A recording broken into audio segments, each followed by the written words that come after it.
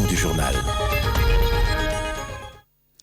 Madame, Monsieur, bonsoir. Merci de votre fidélité. À la une ce soir, le roi des Belges passe ses premières heures à Kinshasa avec la reine Mathilde. Ils sont arrivés aujourd'hui pour un séjour de 6 jours en République démocratique du Congo dans 3 villes, dont Kinshasa, la capitale. Le couple présidentiel les a accueillis au pied de l'avion. Les détails dans cette édition d'information. Le Sénat accuse l'Assemblée nationale d'avoir pris du temps avant d'envoyer en seconde lecture la proposition de loi portant révision de la loi électorale. La plénière en a décidé ainsi et a renvoyé cette proposition de loi à la commission au PAJ avant de revenir à la plénière. Le M23 vise la ville de Goma et la police doit sécuriser les agglomérations conquises par l'armée. Le commissaire divisionnaire adjoint a tenu une parade pour le rappel des consignes dans les zones opérationnelles. Voilà tout pour le sommaire. Encore une fois, bonsoir et bienvenue à toutes et à tous. La gastronomie congolaise a été servie ce soir sur la table royale. Vous le savez, c'est la première visite du roi Philippe à Kinshasa. Une mission au goût du réchauffement de relations diplomatiques entre Kinshasa et Bruxelles. Le couple royal a été accueilli sur la piste par le couple présidentiel de la République démocratique du Congo. Détail Patrick Michel Mokoui. Il y a de ces événements qui s'inscrivent en gras dans l'histoire comme celui-ci. Plus d'une décennie après le discret séjour du roi Albert II de Belgique en 2010, Kinshasa a déroulé ce mardi 7 juin 2022 le tapis rouge en l'honneur du couple royal belge. Dispositif exceptionnel pour une cérémonie qui l'est autant, le couple présidentiel de la République démocratique du Congo a effectué le déplacement de l'aéroport international de Njili pour accueillir ses hôtes. Le soleil n'avait pas fini sa courbe journalière quand le roi Philippe Léopold et la reine Mathilde Dudecem d'Akoz ont humé l'air congolais pour la toute première fois, sourire aux lèvres. Fleuri au bas de la passerelle, c'est un accueil plus que chaleureux réservé au souverain belge qui va recevoir les honneurs militaires du détachement de la garde républicaine.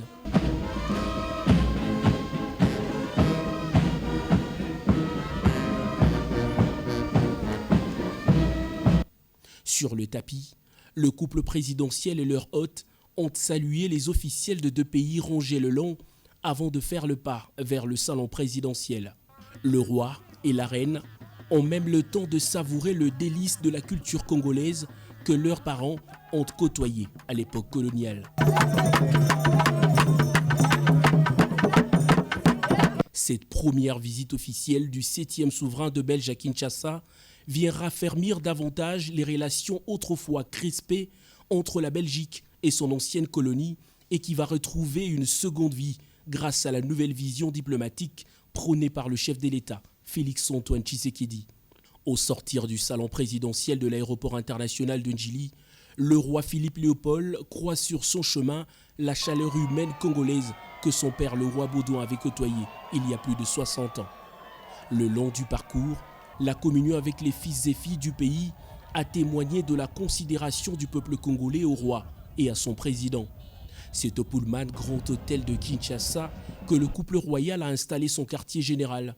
Dans son agenda, plusieurs visites et cérémonies symboliques sont prévues dès ce mercredi matin.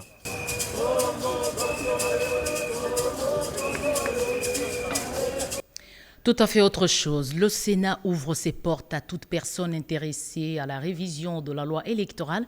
La proposition a été renvoyée à la PAJ avant de revenir à la plénière pour le débat. La Chambre haute fustige tout de même le retard pris dans le traitement à l'Assemblée nationale. Sandra Nyangitabou, Denis Kongé-Gelor Kimpianga. La proposition de loi modifiant et complétant la loi du 9 mars 2006 portant organisation des élections présidentielles, législatives, provinciales, urbaines, municipales et locales, telle que modifiée et complétée à ce jour et en seconde lecture au Sénat. C'est le principe après son adoption par l'Assemblée nationale au cours de la plénière du jeudi 2 juin 2022.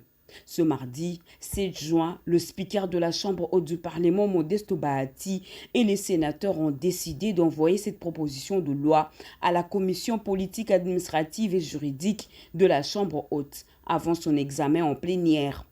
Pendant 2 jours, la commission recevra des propositions d'amendement des sénateurs avant de revenir présenter le rapport au cours de la plénière de ce dimanche 12 juin 2022. Les sénateurs ont toutefois fustigé le fait que cette proposition de loi si importante soit déposée en retard au Sénat par la Chambre sœur, violant ainsi les articles 124 et 125 de la Constitution. Malgré cette situation, le président du Sénat, Modeste Bahati, a appelé les sénateurs à plus d'assiduité afin de doter le pays de cet instrument juridique devant encadrer l'organisation des élections dans le délai constitutionnel, comme le veut le chef de l'État, Félix-Antoine Tshisekedi Tshilombo. Le travail va être envoyé à la commission politique, administrative et juridique. Les amendements sont ouverts, grandement ouverts. Même ceux qui sont à l'extérieur peuvent passer par les sénateurs pour introduire leurs amendements. C'est une loi qui intéresse tout le monde, il n'y a pas d'exclusion. Je rappelle ici que tout sénateur a le droit d'aller participer aux travaux sans nécessairement voter. Vous êtes tous invités à apporter tous vos enrichissements à la commission PH. Peu avant, la plénière a voté 5 projets de loi de ratification lui transmis par l'Assemblée nationale après leur présentation par la vice-ministre des Finances, Onège Nsele. La vice-ministre des Finances, qui représentait son titulaire en mission à l'intérieur du pays, a répondu aux préoccupations soulevées par des sénateurs au cours du débat général. Il s'agit de lois du secteur des finances, agriculture et infrastructure. Il faut noter que les 8 sénateurs du groupe politique FCC ont, après une déclaration politique coulée sous forme d'une motion incidentielle, suspendu leur participation au débat sur la loi électorale. État de siège au Nord Kivu, la société civile locale estime qu'il y a encore beaucoup de choses à faire. Les résultats sont loin du compte. Une délégation venue de différents territoires l'a déclaré à l'issue d'une séance de travail avec le ministre de la Défense nationale, Gilbert Kabonda. Jojo Ndibou, Thierry Nzazi, reportage. Cette délégation composée des membres de la société civile venus du territoire de Beni, du territoire des Lubero, de la ville de Butembo et de la ville de Beni, une zone marquée par les massacres perpétrés par les ADF.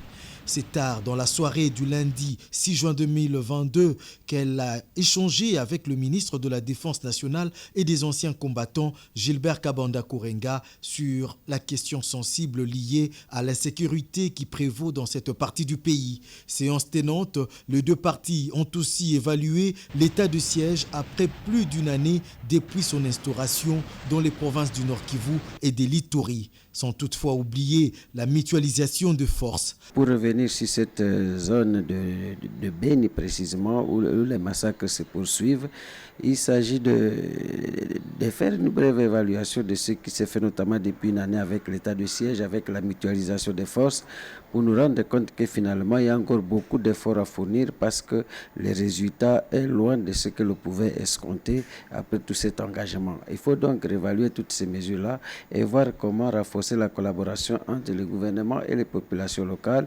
pour un retour rapide et définitif de la paix.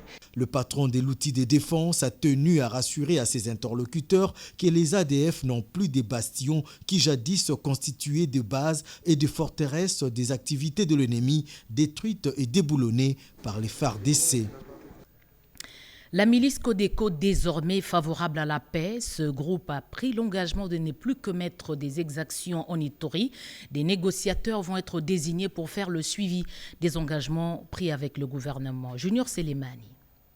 Après la milice FPK, c'est le tour du groupe armé Codeco, actif en Ituri depuis près de 5 ans, d'accepter la main tendue du chef de l'État et de décider de cesser toute hostilité envers la population civile. Engagement pris grâce à l'implication de membres de la communauté Lendou, réunis dans un dialogue intercommunautaire arrêté il y a quelques jours, affirme Célestin Tawara, président de la dite communauté, dont les délégués ont été reçus par le gouverneur militaire de l'Ituri, c'est lundi 6 juin. Selon Maître Maître Célestin Tawara. 2 listes de représentants de ces groupes armés qui vont interagir avec le gouvernement pour un aboutissement aéré de cet engagement sont en cours d'élaboration et pour aider les éléments de Codeco désormais favorables au processus de paix à respecter leur engagement. Le président de l'association culturelle, Lori, promet de mettre en place des commissions dans chaque entité l'Hindou.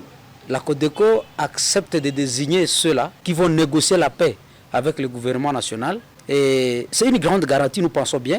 En fait, comme une perspective d'avenir, nous devons constituer des commissions dans nos entités qui pourront faire le suivi de ces engagements de Codeco. Et c'est aussi une garantie qui pourra avoir comme rôle l'alerte précoce, le monitoring de l'alerte de Codeco pour permettre à ce que leurs exactions soient stoppées. Croyons qu'à ce jour, la Codeco ne pourra pas faire des exactions et c'est la paix qui revient dans notre province de l'Ituri.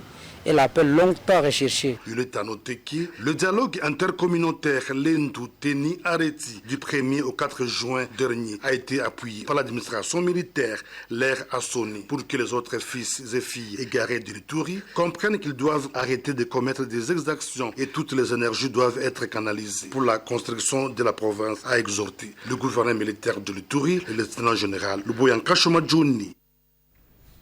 Stop aux tracasseries des paisibles citoyens à Goma. Le commissaire divisionnaire adjoint de la PNC, Patience Mouchediaf, tape du poing sur la table au cours d'une parade. Il a rappelé les consignes de sécurité et la mission de la police sur les agglomérations passées sous contrôle de l'armée. Une parade générale s'est tenue ce mardi 7 juin 2022 au stade Afia de Goma. L'intention de la police nationale du Nord Kivu, garnison de Goma, c'est le commissaire général adjoint en charge de la police administrative, le commissaire divisionnaire Patience Mouchidia Philémon, qui a animé la dite parade, au cours de laquelle il a présenté les encouragements du commandant suprême aux policiers et surtout le grand travail abattu en cette période. Et il faut dire qu'il a insisté également sur la mission de la police en cette période des opérations au Nord Kivu qui consiste au respect des consignes. La police, a-t-il ajouté, doit toujours travailler avec l'armée pour sécuriser les agglomérations déjà conquises par les FARDC. Le commissaire divisionnaire Patience Mouchidiav a aussi insisté sur la non-utilisation des armes non létales pendant les manifestations, mais également la collaboration qui doit exister avec la population. Donc, plus question de tracasserie. J'ai tenu une parade ici à Goma avec tous les éléments de la police du Nord Kivu.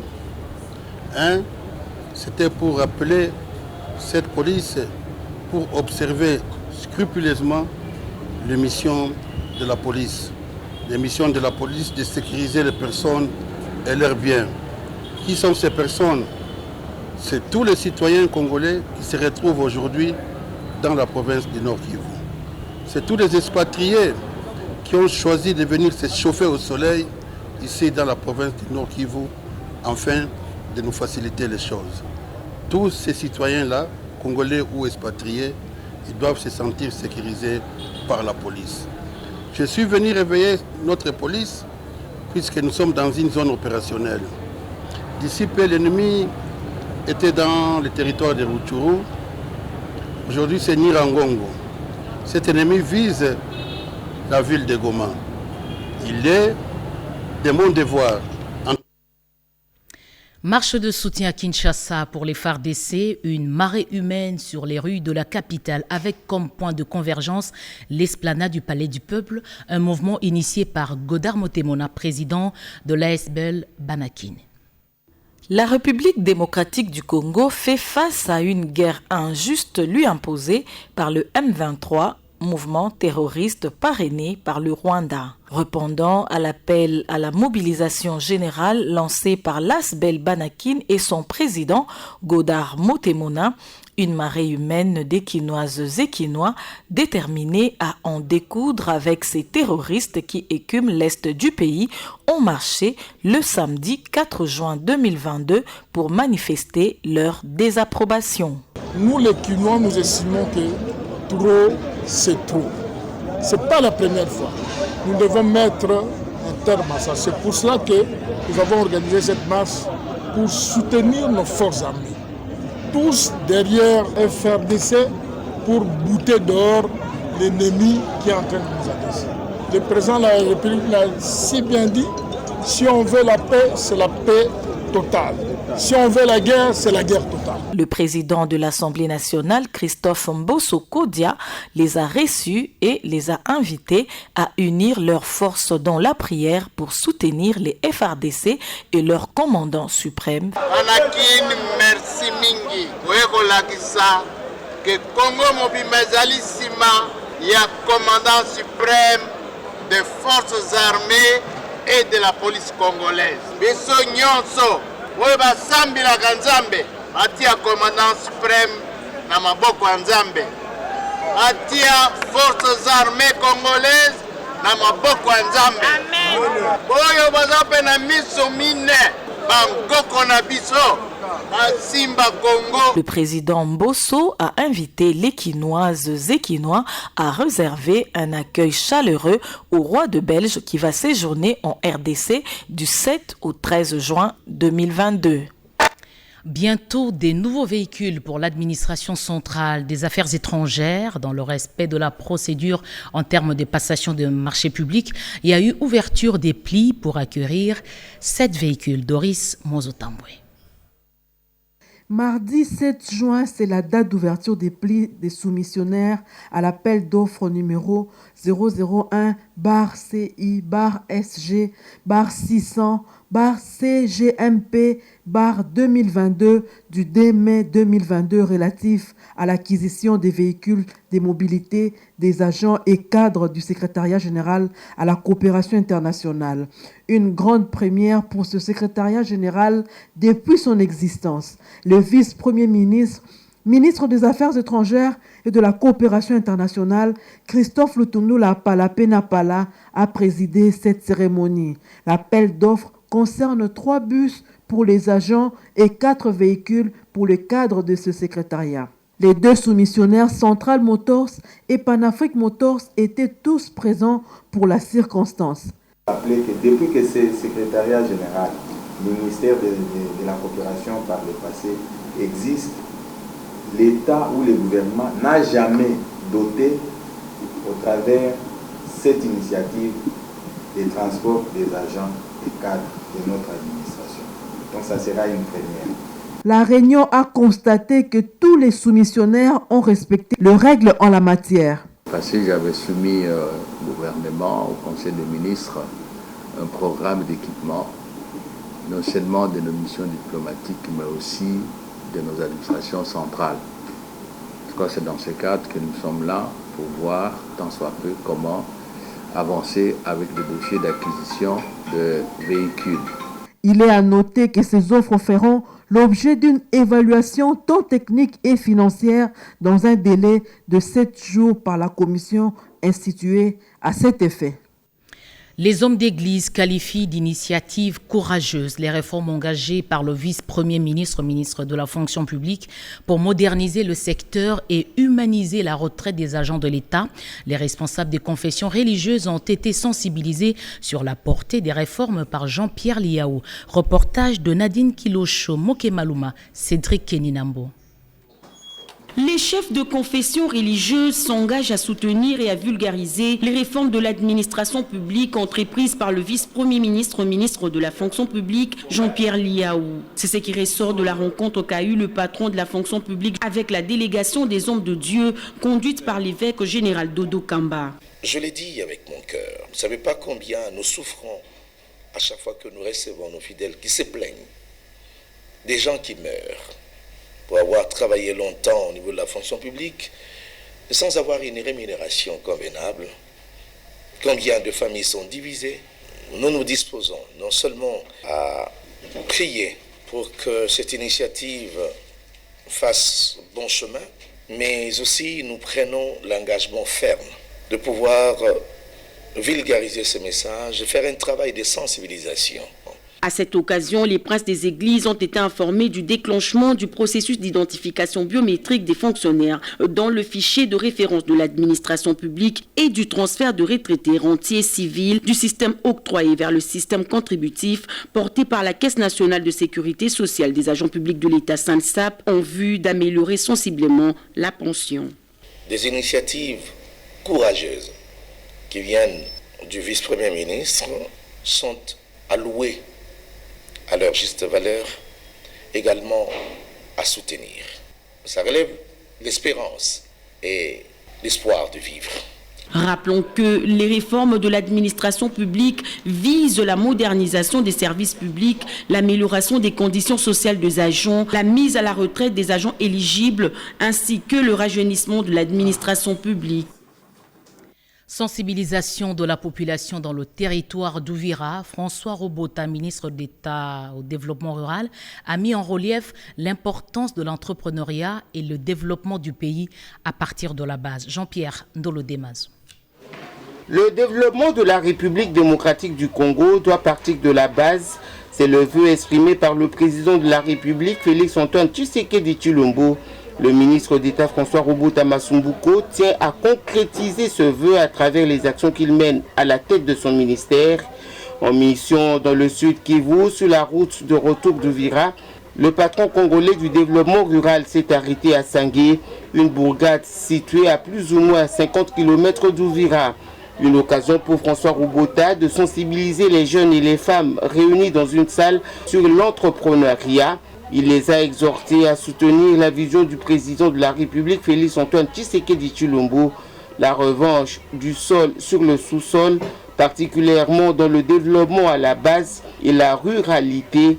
C'est le leitmotiv du président de la République, comme l'affirme le ministre d'État. Vous leur avez transmis un message se rapportant à la salutation de son Excellence Monsieur le Premier ministre Sam Lukonde et de son Excellence Monsieur le Président de la République, chef de l'État Félix-Antoine Tshisekedi Tshilombo. Dans ce message, il y a un appel à l'apaisement, un appel au calme et un appel à la paix. Et j'ai beaucoup plus insisté sur le fait que la population doit accompagner Monsieur le Président de la République dans tout ce qu'il est en train de faire dans le cadre du développement de notre territoire, c'est-à-dire la République démocratique du Congo, à partir de la base. Un échange fructueux a suivi l'adresse du ministre d'État. La population a exprimé ses principaux besoins et préoccupations allant dans le sens de permettre le développement de son entité. Toutes les préoccupations ont été prises en compte par le numéro 1 du développement rural qui a promis de faire de son mieux pour y répondre favorablement. Le changement des mentalités, une priorité pour une adhésion massive aux valeurs républicaines, c'est le message livré par le ministre de la Jeunesse lors du lancement de la campagne d'éducation civique à Kinshasa. Pierre Mbouyu Saïdi. Transmettre aux divers représentants des mouvements associatifs juvéniles congolais et autres partenaires du ministère de la Jeunesse des aptitudes fondamentales, des comportements citoyens et principes portant sur l'intégrité, l'éthique et la morale, vertus à même de booster auprès de tous les aspects positifs du patriotisme exemplaire. Telles étaient les orientations phares de la campagne de l'éducation civique sur le changement des mentalités. Cette campagne est d'un enjeu capital pour la bonne marche de notre pays car il marque l'expression ainsi que les attentes émanant de la vision de son Excellence Monsieur le Président de la République, Félix-Antoine Tshisekedi Tshilombo, fait de la question du changement de mentalité une priorité en vue de consolider une dynamique d'adhésion massive des citoyens aux valeurs républicaines au regard du défi du régressement de notre pays pour son développement. Des fructueuses assises qui ont connu la participation de certains partenaires du ministère, dont l'ONG internationale Youth Fellowship et un panel d'experts coréens, était une belle opportunité pour le gouvernement de marteler sa ferme volonté de changer les choses. Au terme de ces 2 jours de travaux qui vous sont outillés en matière d'éducation sur le changement de mentalité, votre rôle présentement est d'impulser un nouveau élan du patriotisme pour un Congo nouveau. Il convient de noter que cette campagne de changement des mentalités comprend une série d'activités, notamment des séminaires de formation, des initiatives républicaines, afin d'inviter chaque Congolais, à n'importe quel niveau de responsabilité qu'il soit, d'apporter sa modeste pierre à la lutte contre des antivaleurs qui constituent une barrière au développement durable et intégral de la République démocratique du Congo.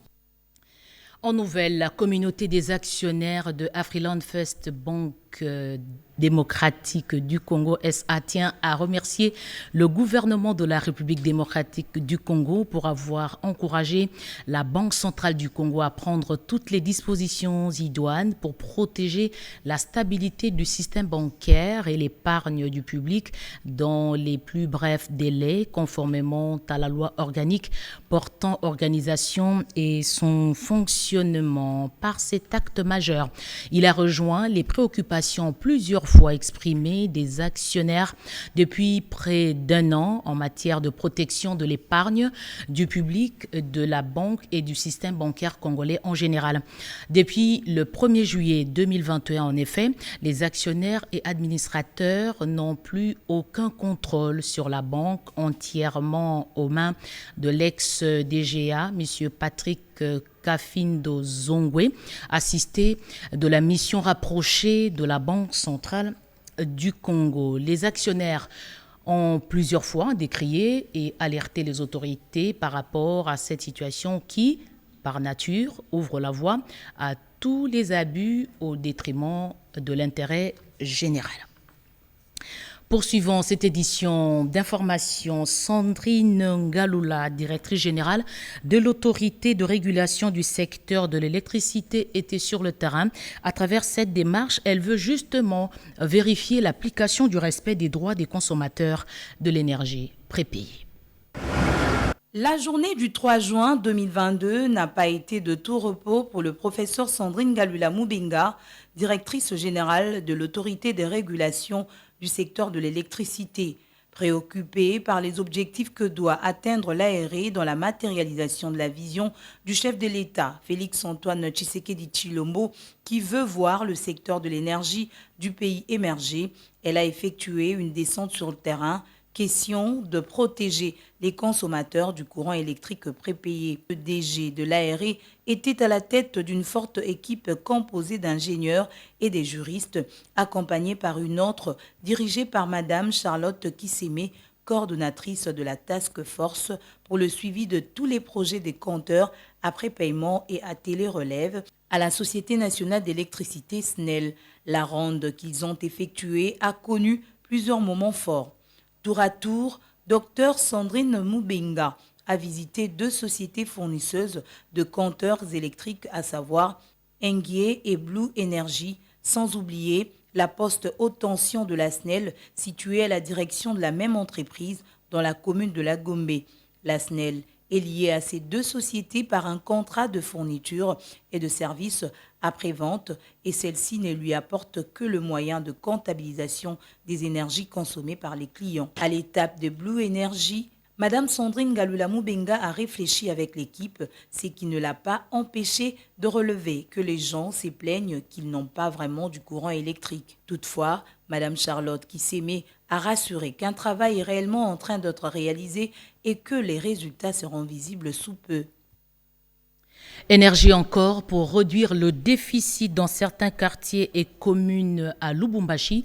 La SNEL SA relance le projet d'extension du nouveau répartiteur Kassapa. C'est justement dans la ville de Lubumbashi. Détail avec Yvette Makoutima dans ce reportage.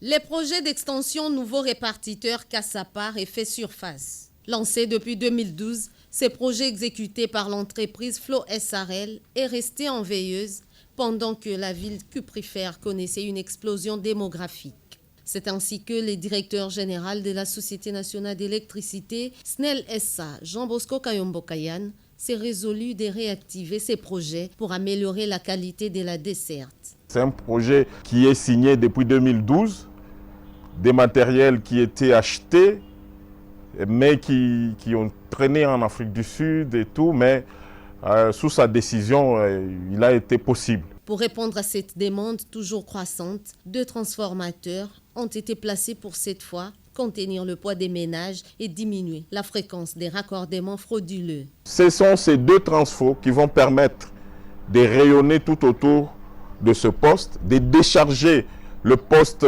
Unilou, vieille de plus de 50 ans, de décharger l'alimentation de la RVA avec toutes ces nouvelles charges au niveau du côté des jolis sites, au niveau de la route Likasi, la route Kasenga.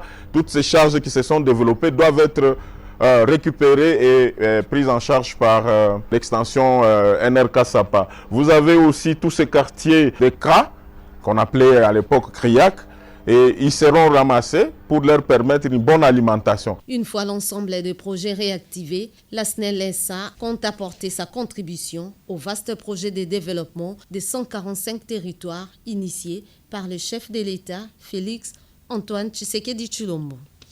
On progresse vers le Lualaba. Dans cette province, les agents de l'OCC sont en formation sur l'analyse minérale. L'objectif de cette session de formation est de redynamiser le contrôle au niveau des laboratoires. Les analystes de 5 laboratoires de l'Office congolais de contrôle du Katanga bénéficient ainsi de cette formation dans l'analyse minérale.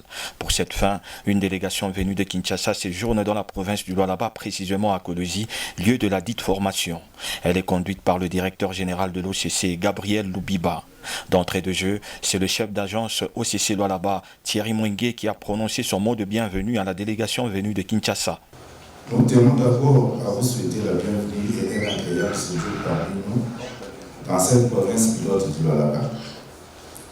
En effet, comme vous le savez bien, les grands Katanga regorgent de minéraux qui sont exploités et exportés au jour le jour, et donc l'Office congolais de contrôle est un acteur principal dans la détermination et la certification de la qualité de ces minéraux. Ensuite, le directeur général Gabriel Loubiba a ouvert cette session tout en exhortant les agents qu'elle vise à y participer vivement. Au terme de cette journée du lancement, Gabriel Loubiba dévoile la part de l'ECC dans le plan ambitieux du gouvernement. Comme vous le savez, nos mines contribuent dans notre budget énormément et l'OCC en tant que tierce partie d'évaluation de la conformité doit jouer son rôle. Et pour jouer son rôle, l'OCC devait former son personnel. Et c'est dans cette vision-là, quand l'OCC fait le travail, ils doivent rassurer et les partenaires, et les acheteurs, et plus le gouvernement, parce qu'il le fait au nom du gouvernement. Donc, nous avons mis nos agents en formation, afin qu'ils montent en compétences. Signalons que cette formation est effectuée par le cabinet tunisien Champions Consulting, animé par des experts de renommée mondiale dans le domaine. Elle durera. Et puis la nécrologie, avant de terminer, les familles Idet, Moubibia et Mafuta ont le profond regret d'annoncer aux frères, sœurs, amis et connaissances le décès de leur fille aînée Idet Moubibia Pimbi, survenue à Kinshasa le mardi 1er juin 2022 de suite d'une courte maladie. Le programme des funérailles se présente de la manière suivante. Aujourd'hui a eu lieu, autour de 17h, la messe d'action de grâce au domicile familial situé au numéro 2 de l'avenue Niwa, dans le quartier Binza-Pigeon, commune d'Ongaliema. Demain mercredi 8 juin à 9h, levée du corps de la morgue de l'hôpital du Saint-Cantonnaire, suivi du recueillement et des absoutes. Et le même mercredi à 11h, le départ pour l'inhumation à la nécropole 1 de Landsele. C'est signé la famille Moubibia et Mafuta. Fin de ce journal, Madame, Messieurs, merci de l'avoir suivi. Vous étiez nombreux à suivre cette édition d'information à Bruxelles, à Bukavu, à Lubumbashi et à Kinshasa. Restez avec nous. Je reviens demain à 20h. Bonsoir.